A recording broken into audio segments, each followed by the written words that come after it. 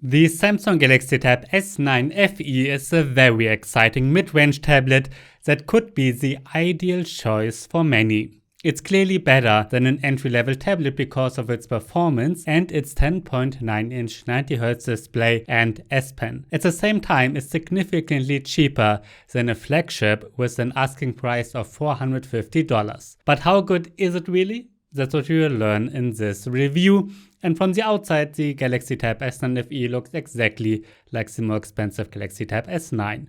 No wonder. In fact, many accessories are interchangeable. The S9 FE also is completely made of aluminum, has a high quality build, and is protected against water and dust according to the IP68 standard. I think it's great that Samsung has copied this feature from the S9 because almost no other tablet has an IP68 rating. At 6.5mm, it's 0.6mm thicker than its more expensive sibling and weighs 523 grams.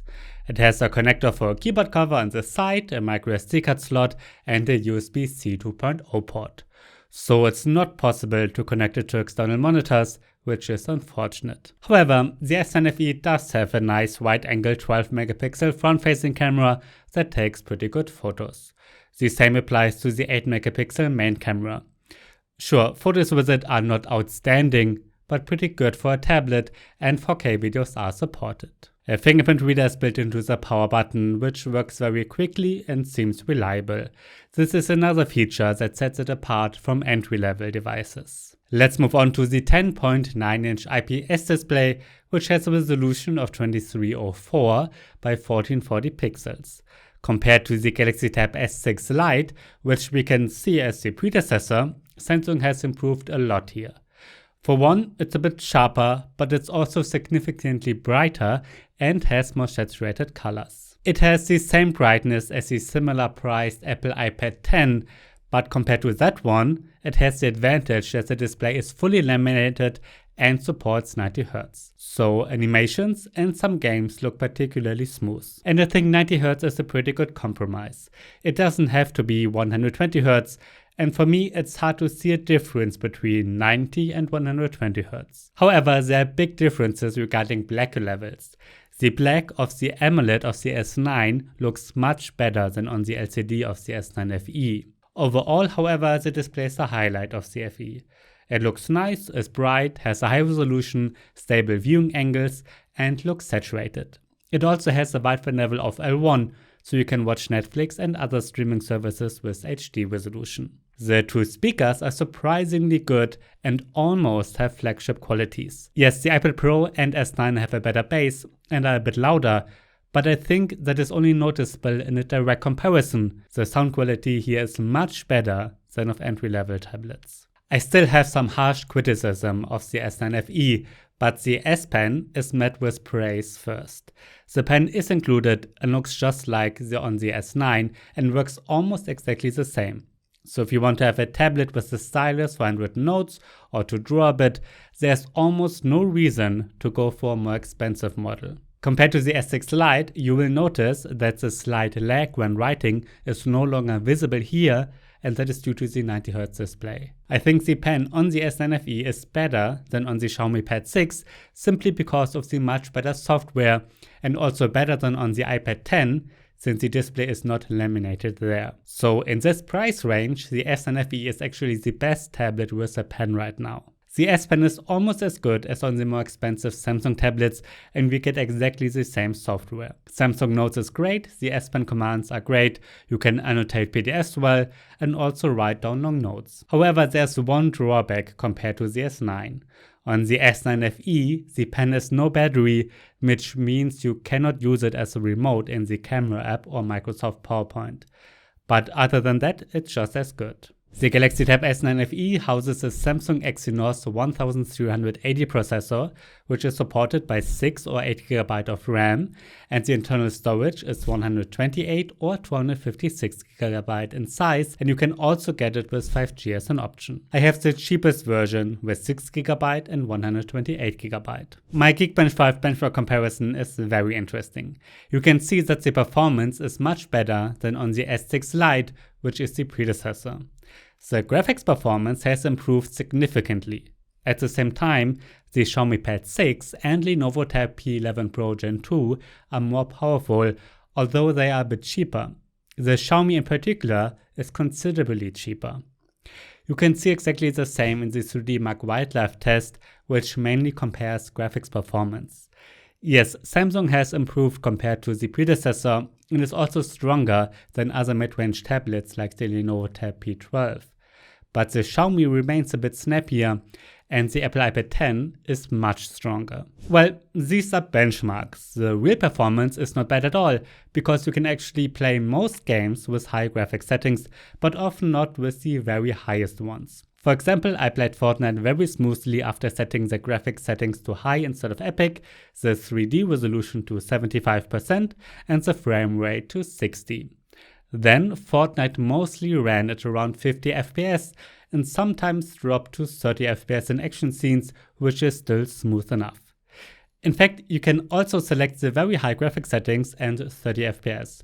Then the game usually runs at around 24 FPS, but it can quickly drop below that, and especially in action scenes, heavy stutters are visible. Diablo runs very well when you set the graphics to high. Genshin Impact also runs surprisingly smoothly, even with quite high graphics, but it looks a bit better on the iPad 10 in a direct comparison. I also spent a train ride editing and exporting 33 megapixel photos in Adobe Lightroom that actually ran surprisingly well too. However, I noticed that it's taking a bit longer to export than I'm used to on the iPad Pro, but I think that's okay since the iPad Pro is considerably more expensive. By the way, it gets just as hot as the iPad Pro. I also noticed something similar compared to the S9. When I had Chrome, Samsung Notes and Lightroom open at the same time in desktop mode, it did not respond as smoothly as on the flagship tablet. So yes, it's not a flagship tablet. The S9 FE runs Android 13 with One UI version 5.1.1 out of the box, which means it's exactly the same software as Samsung's other current tablets. There are almost no differences. I think it's great that Samsung distributes software updates for such a long time. The S9 FE series is supposed to get a total of 4 major Android updates and 5 years of security updates. So they will be kept up to date until Android 17. Ultimately, we get quite normal Android for tablets here, which has included a taskbar for a while now. In addition, Samsung has incorporated many other features. These include, above all, the S Pen commands and the really excellent Samsung Notes app. Furthermore, the Samsung DeX desktop mode is included again. It turns Android into a kind of desktop operating system, which works surprisingly well, especially with the keyboard cover. It's just a pity that you cannot connect an external monitor, not even wirelessly. Let's get to the keyboard cover for the Galaxy Tab S9 FE. You can use the same keyboards that Samsung already sells for the normal S9. So there's a book cover keyboard and a book cover keyboard Slim. The book cover keyboard is the better one of the two. It's a keyboard cover that consists of 2 parts, a back with a kickstand and space for the S Pen, which you can also use separately from the keyboard. Then there's the keyboard with a built-in touchpad.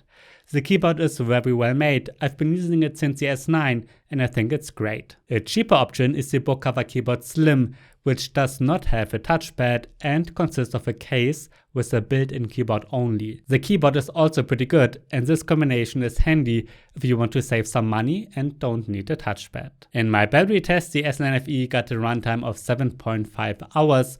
For this test, I always run an HD YouTube video at maximum brightness and maximum frame rate in an endless loop. So the runtime is lower than the S9, and I think the reason for that is its more energy efficient AMOLED screen. So, is the Samsung Galaxy Tab S9 FE a good tablet? Yes, definitely. In fact, I think it's the best 10 to 11 inch mid-range tablet with a stylus. The fact that the S Pen is included and works almost exactly like on the S9 is really nice. Another positive is that the display supports 90 Hz. It's pretty good in other respects and the body is protected against water and dust. I also like Samsung software and the long updates. Sadly, the performance is not quite as positive. Yes, they have improved compared to the S6 Lite, and the performance is actually good enough for almost all apps, and even most games can be played smoothly with relatively high settings. But for the same money, the processor performance is much better on the iPad 10 and slightly better on the cheaper Xiaomi Pad 6. Therefore, I rather recommend these two as gaming tablets and not the S9 FE. However, the S9 FE is really good for everything else. I think the pen support is better than on the iPad 10, and the software updates and keyboard are better than Xiaomi's. Ultimately, the S9 FE is a really good overall package that does many things right and offers many good features, but it does not score very well in benchmarks. If processing performance is important to you, you should definitely check out my review of the iPad 10.